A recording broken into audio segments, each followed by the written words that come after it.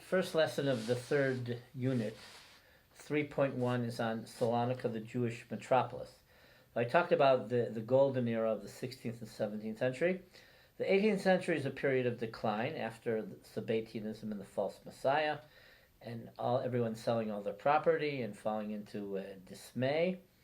In the middle of the 19th century is a period of Europeanization, modernization, prosperity, the activization of the Sephardic community.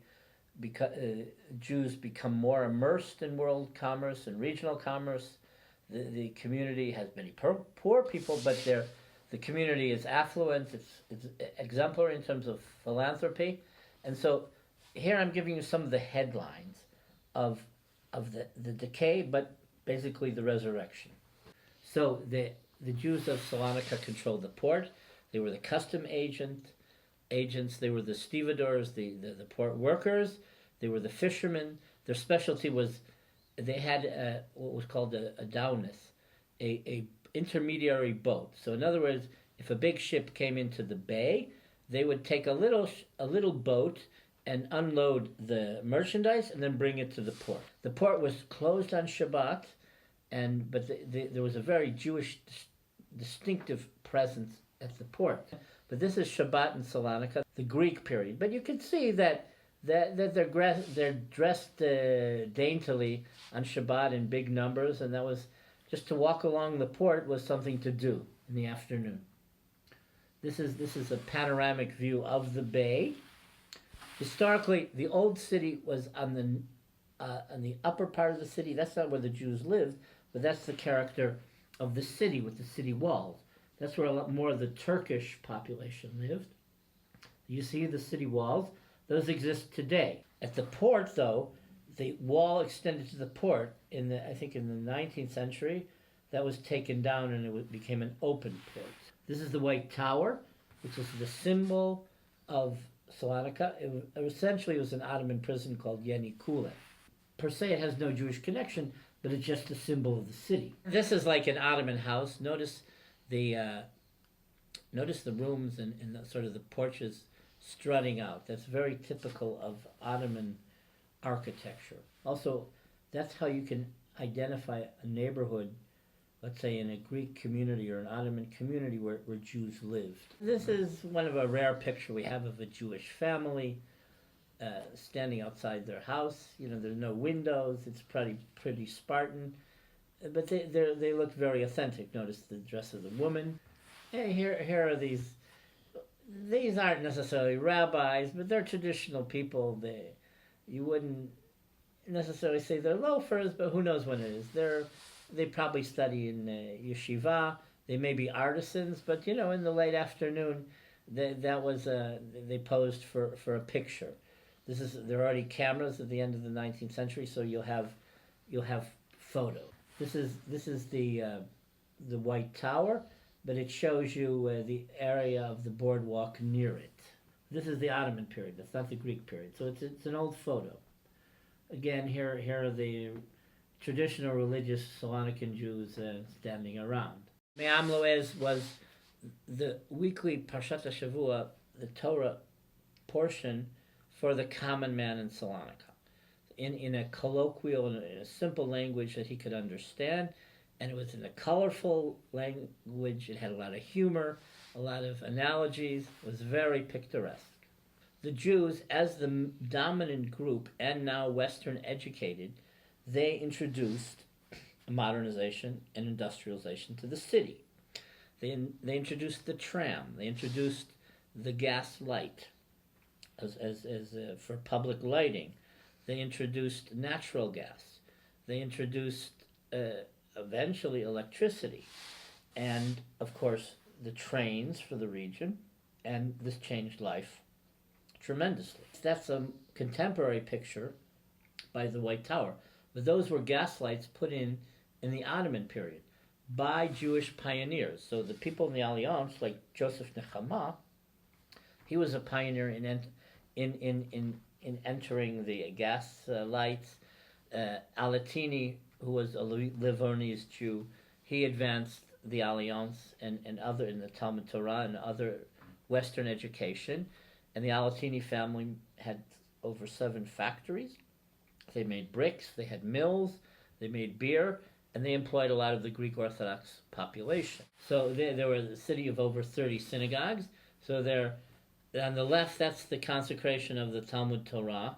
There was a big fire in 1891, as well as 1917. After the 1891 fire, they had to recreate the Talmud Torah, which was a synagogue plus a communal school, plus it had other functions. On the right, that's one of the only synagogues which still stands in Salonika. That's the synagogue of the Jews of Monastir. Well, essentially, they were under siege in World War I by the Bulgarians, and then many of them migrated to Salonika after World War I. This is the old cemetery, which the university stands on today. There are over 500,000 graves there. Now, this is the quintessential Sephardic cemetery since the Spanish expulsion, and today we only have a few tablets. The Nazis ordered its destruction in 1942, and beginning of 1943, but this is a landmark. This building is called Matanot Levionim. This was where, today it's a nursery school and an elementary school. This is where the Jewish community gave lunches during the Ottoman period and the beginning of the Greek period to 6,000 kids for a hot lunch. This shows an astute sense of philanthropy and worrying about the other. This is one of the Alatini mills. The building still stands, I think, but this was a historic place. This is after it's abandoned. The Ottoman Bank of Salonika and the Bank of Salonika, these were buildings which were Jewish banks. The Modianos, who were Sephardic Jews, originally Livornese Jews, they were bankers. There were the Moseris, there was the Mar family, and many of these were noted big bankers. They also had branches in Paris and in Austria, all throughout Europe. This is the Modiano Market, which still exists today.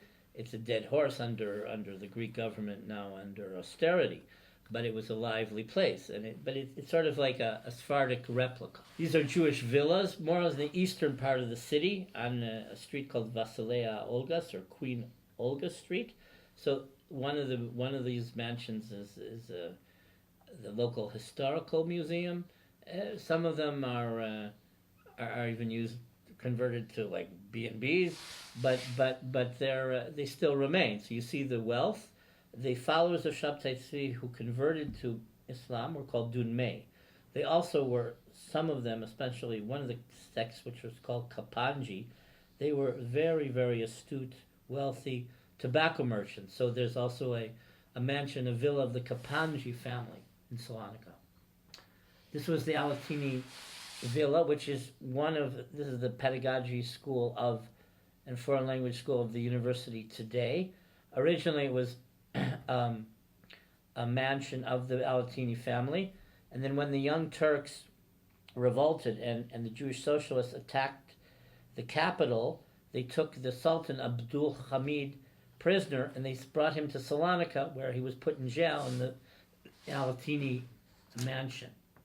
There's another Alatini mansion at the edge of the city near this Campbell neighborhood, which was burned down in the 1931 riots. The Alatinis lived in various parts of the cities. Most of the wealthier Jews, who often weren't Ottoman subjects, they were Italian or Spanish or whatever, they lived in the eastern part of the city, very far out from the Jewish community. The center of the city today isn't where the Jewish center was. The Jewish center was more toward in the middle part of the eastern part of the city. So there was Judeo-Spanish theater. Some of the plays were held in like major cinemas, like called the Patay. In Salonika, the Jews didn't own the cinema so much. In Istanbul, they did. But this is just a replica of what we have. This is a postcard of that cinema. This was actually from the Greek period. It's a Jewish demonstration, but it just shows you that it's a big community, a big mass of people.